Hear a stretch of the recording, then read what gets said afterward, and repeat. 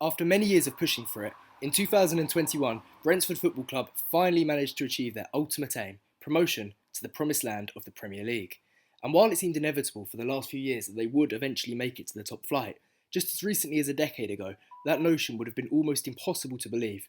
For much of the first decade of the new millennium, the Bees were operating on shoestring budgets and residing within the third and fourth tiers of English football. But the club's fortunes dramatically changed following the involvement of professional gambler and lifelong supporter Matthew Benham. In 2009, Benham began investing money into Brentford, bailing them out of serious debts, and by the beginning of the 12-13 season had acquired 96% of the club's shares, becoming majority shareholder, and it was from here that he began implementing his vision for how he believed the club should be run. In this video, I'm going to first detail Benham's philosophies and how he runs the club, and then in the second half of the video, I want to examine the club's progress season by season under Benham. So without further ado, let's get going.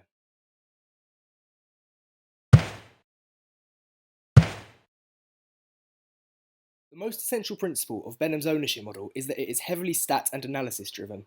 Many of Brentford's signings under Benham have been young, highly talented and obscure players from abroad, identified using data to pick out players suited to Brentford's style of play. Signing a player from, for example, the French second tier or the Danish leagues will invariably be cheaper than signing a domestic player due to the other club's lack of knowledge of that player, but Brentford's hit rate for these signings is remarkably high thanks to their extensive scouting and data-driven analysis, giving them a huge amount of knowledge on players. Just think of players such as Saeed Benrahma, Brian Mbermo, Neil Mopai and more. These players were all virtual unknowns in England at the time of signing, but they instantly became key players for Brentford and were acquired cheaply. Brentford know that they can trust their data, which allows for these players to be bought in, but many other clubs wouldn't have the confidence to bring in such obscure players and trust that they'll be good enough. And of course, these players can then be sold for enormous profits, which allows the process to be repeated. A player is sold for a big fee, that profit can then be spent on more new players, who can then themselves be sold on for even more profit, and this has caused Brentford's playing budget to balloon over the years. Benham isn't a sugar daddy pumping money into the club, but his transfer strategy has made the club rich organically. Aside from players, this money has also been invested into improving facilities, a new stadium, and a world-class scouting network. Outside of recruitment, performance analysis is equally as important and is similarly data-driven. This idea revolves around a core principle that performances are more important than results. So if a team is playing well, but the results are not following, it isn't a cause for concern for Brentford because they have an unwavering faith in the underlying numbers. They were very early adopters of principles such as XG, and XG has repeatedly shown over the years that over the course of a season, bad luck evens itself out, so panicking after a few bad results isn't necessary because the underlying numbers indicate that improvement is coming. And it was. You only have to look at Thomas Frank's tenure to see this. He started dismally. Many were calling for him to be sacked, but then he turned it round and he was the man who secured promotion. Benham trusted the process, and it bore fruit. Another major innovation is Brentford B. In an extraordinary and monumental move, the club's academy was abolished in 2016, and in its place a development school was set up known as Brentford B. The reasoning behind this is that in such a competitive region in London where Brentford are based, they cannot attract the best young players, and they're also liable to have any half-decent prospects poached from them by Premier League giants. So therefore, if they couldn't succeed at the academy game, they decided to make up their own rules and win at their own game.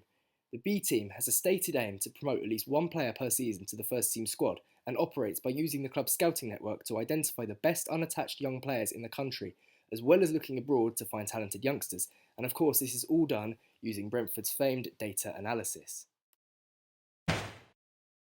Another thing to note is Brentford's relationship with Danish club, and I'm sorry for this absolutely shocking pronunciation, FC Midtjylland. Matthew Benham bought the club in 2014, and since then, Brentford and Midtjylland have cooperated closely in a mutually beneficial relationship.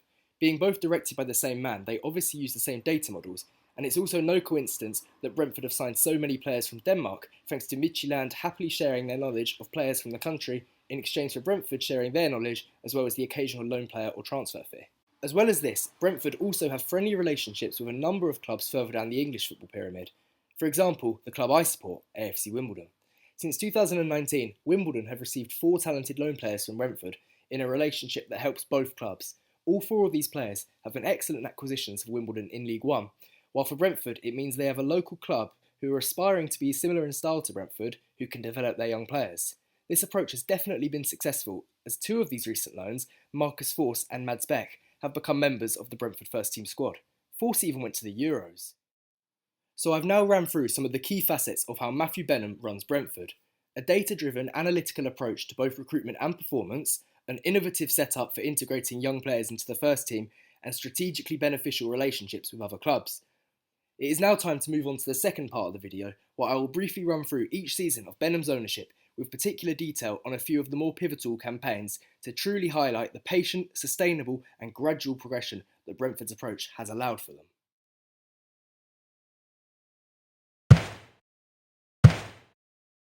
The ball really got rolling for Brentford and their strategy after promotion to the Championship, but we cannot ignore the first 2 seasons of Benham's ownership, which were spent in the 3rd tier. Brentford's previous 3 seasons at this level had all seen them finishing in upper mid-table, but a fair distance in terms of points away from the playoffs. Benham's first season as majority shareholder was 12-13, and he saw an instant uptick in fortunes, where they finished 3rd and lost in the League One playoff final after missing out on automatic promotion on the final day in the most heartbreaking of circumstances. I'm not going to go into what happened because it is so infamous and surely you all know the story, but if you don't, type in the name Marcelo Trotter on YouTube. Well, after this video at least. Anyway, the next season Brentford were able to finish the job and achieve promotion to the 2nd tier for the first time since 1993. I've breezed through these first 2 seasons, but I'm going to go into a lot more detail now in the Championship years because this is where things really got going for Brentford in terms of going all in on Benham's principles. Let's get into it. It is now the year 2014, the same year Benham bought Midtjylland and also the year he acquired 100% ownership of Brentford, having been majority shareholder since 2012. Now in the Championship, with Benham's vision fully established and a hugely useful affiliation set up, the 14-15 season was a pivotal one. A key moment was the sale of Adam Forshaw to Wigan for a fee of £3.4 million. In the League One promotion campaign, Forshaw was considered to be an integral player who started 36 games and chipped in with 8 goals from midfield, so therefore you may think that losing him would be a major blow, but Brentford reinvested the money very wisely, bringing in 5 first-team players, albeit for slightly more than was generated by the Forshaw sale. Don't worry though, the net spend won't stay in the red for long, there are big sales coming. As well as players who came in for fees, many players came in on loans or on frees who would also play vital roles this season. On screen now is the full list of arrivals and departures ahead of and during the 14-15 season. On the pitch, Brentford had a remarkable first season up in the Championship. After an inconsistent start, a run of 7 wins in 8 games propelled them all the way to 3rd by Christmas, and they kept up strong form until the end of the season to finish in the playoffs, a great achievement. They were comfortably dispatched by Middlesbrough in the playoff semi-finals, but remember, results aren't what matter for Brentford. Performances and progress are more important, and this was a season of remarkable progress which could then be built on. Brentford's recruitment also proved to be top-notch. New signings Andre Gray, Moses Odebajo, Hotter and Alex Pritchard all had excellent campaigns, and the former 2 would only stay for 1 season each and left for a combined £15 million, meaning Brentford turned an incredible £13.4 million profit in just 12 months on 2 players. Going into their 2nd season in the 2nd tier, Brentford also lost a few more players as well as the aforementioned Gray and Odebajo, but as we now know, losing players isn't a cause of concern for Brentford, but rather an opportunity for improvement thanks to their outstanding recruitment. Shown here are the incomings and outgoings for the 15-16 season, with plenty of new arrivals funded by the many departures. £23 million was raised in transfer revenue and only £9 million of this was spent on new players. One of the new signings was Ryan Woods, signed from Shrewsbury in League 2, a highly talented 21-year-old midfielder who was nominated for League 2 Player of the Year and would become arguably Brentford's best player for the next couple of years. Another notable acquisition was Lasse Vibe from Göteborg, in a classic example of Brentford's ability to identify obscure yet quality players from abroad and get them on the cheap. Vibe would score a respectable 36 goals in 94 appearances in his 2.5 years at the club. Taking a step back to look more holistically at the seasons between 2015 and 2019, by now the ball was well and truly rolling. Thanks to the major sales in 2015, Brentford now had the budget to buy multiple players per season for over £1 million, who could then later be sold for exponential profits. Also, from this point onwards, they constantly had a conveyor belt of new signings coming in, replacing previous key players, becoming key players themselves, and then being sold for big money, and there would always be a replacement lined up. Brentford would always be thinking 2 steps ahead. For example, Andre Gray became Lasse Vibe, who then became Neil Mopai, who became Ollie Watkins, who became Ivan Toney. All of these players didn't stay for long, but they were all sold for huge profits and crucially, they were all successful. You may have thought at the time that Brentford could never have replaced Watkins' goals, but they, as always, had a plan. Toney was lined up, he came in and managed to score even more goals than Watkins had. This process allowed for the whole operation to continue to be scaled up. In the space of just 7 years, Brentford's record signing had gone from being barely over 1 million on Hotter, which at the time seemed like a lot, to almost 15 million on a full Norwegian international. Very impressive, and of course it's important to remember that this came about naturally from transfer revenue rather than from the owner pumping in cash. On screen now is Brentford's transfer business for every season between 2015 and 2019. Pause on each slide for a closer look, but spoiler alert, Brentford raked in some serious cash in this period. 15-16, 13.6 million profit. 16-17, 8.4 million profit. 17-18, 3.4 million profit. 18-19, £25.6 million profit. While these seasons between 2015 and 2019 saw Brentford go on leaps and bounds financially, these were actually seasons of consolidation on the pitch. The squad underwent huge changes during this spell, which probably explains a lot of the inconsistency that blighted Brentford and prevented them from challenging for promotion, but gradually the squad was morphing into a very, very good one that would soon be able to have a crack at promotion. These seasons were also a period of change in the dugout. The manager behind the League One promotion and first year in the Championship, Mark Warburton, left for Rangers, and Marinus Dijkhuizen was appointed as his successor, coming in from Dutch club Excelsior. He actually turned out to be a bit of a disaster in a very rare example of Brentford misjudging, and was sacked after just 8 games with the side in 19th. Dean Smith from Walsall was the replacement, and essentially the rest of the 15-16 season was a transition period. Smith then had 2 full seasons in charge of the club, in which Brentford were widely regarded as a good team who perennially underachieved, which is a weird thing to say about a team whose budget was not up there with the highest in the league. However, the potential within the team was clear to see, but thanks to the inconsistency, they could never haul themselves into a serious challenge. However, 18-19 was a key turning point. After a good start, Brentford sat second after 8 games, but Dean Smith was then poached by Aston Villa in October. His replacement was Thomas Frank. We now know that he led the club to promotion, but his start was absolutely disastrous, and many were calling for his head when he lost 8 out of his first 10 games. However, as touched on earlier, Benham saw no reason to panic, and the second half of the season saw an impressive turnaround with 12 wins in the final 23 games and only 6 losses in that time, leading to an 11th place finish. Frank had shown promise, and the next season was finally the one where Brentford put up a promotion challenge like they had been threatening to do for years. Ahead of 1920, Frank's first full season, Brentford raked in £36 million in sales, including a club record sale for previous season's top scorer Neil Mopai for a colossal £20 million. But in terms of incomings, this was obviously the season where Benham had decided to be aggressive and go all out for promotion. On screen now are the arrivals and sales in the summer of 2019. Clearly, Frank had the faith of the board, who backed him enormously, spending an incredible £31 million in the summer of 2019 in order to bolster the squad and make a stab at promotion. Of course, it's worth noting that even with this spend, Brentford was still in net profit for the summer, which highlights how in the space of less than 10 years, Brentford had gone from shoestring budgets to being able to afford huge transfer splurges thanks to their very clever transfer strategy.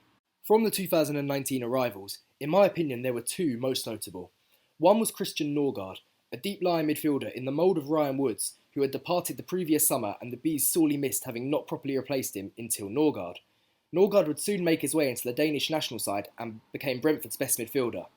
The other key arrival was one very uncharacteristic of Brentford's transfer strategy. Pontus Jansson was not young, nor obscure, nor cheap. However, the fact that Brentford had been able to attract the captain of a divisional rival in Leeds sent out a serious message, and he injected some much needed experience and leadership into a young team. Mboimo, Pinnock, Raya and Jensen also all became important first team players. The summer of 2019 was possibly Brentford's most impressive window. The squad was massively improved all around the pitch, with Janssen the cherry on top, the new leader of the pack, ready to lead the promotion charge, which Brentford were now finally ready for. After an inconsistent start, becoming a bit of a theme now, isn't it? Brentford really hit form in mid-October and stormed up the table, spending the entire second half of the season in the playoffs. As of the beginning of March, with 9 games to go, Brentford found themselves 4th, 10 points away from the automatics, meaning that was probably highly unlikely, but with a decent 5-point cushion inside the playoffs. But then, Corona happened. And while the rest of the world was plunged into the apocalypse, Brentford probably quite enjoyed it, because when the season resumed 3 months later, they returned an entirely different beast. 7 consecutive wins, coupled with a pretty spectacular self-destruction from West Brom, left them just 1 point behind the Baggies with 2 games to play. West Brom played their 45th game a day earlier than Brentford, and despite the possibility of their season going up in smoke, couldn't kick themselves into gear and lost to Huddersfield. But now, it was Brentford's turn to self-destruct. After chasing the top two all season, now that it was within reach, now that they had a game in hand to move into second with just one game to play, they let the nerves get to them. They lost both their final two games and were consigned to the playoffs, where they lost to Fulham in the final. It was a very dejecting time around the club.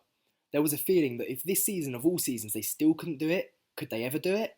The BMW strike force, which had been so lethal, was dismantled that summer, with Watkins and Benrahma both departing for the Premier League, and only Mbeumo remaining. But as we now know all too well, Matthew Benham and by now Brentford as a whole trust their process. They knew that they would go again, and this time the nerves wouldn't get to them. Despite the heartbreak of the previous year, and despite losing arguably the two best players in the division, Brentford dusted themselves down and looked to complete the job in the 2020-2021 season. And complete the job, they did. Thank you so much for watching this, and please do drop a like and subscribe if you enjoyed it, as I'd hugely appreciate it. This was quite a different style of video, but one that I really enjoyed, and I would love to do more like it. I decided to stop after the promotion to the Premier League, as it seemed like the most natural conclusion of the story, but Brentford are certainly not done, as indicated by their good start in their top flight. But that's for another day. Thanks again for watching, and until next time.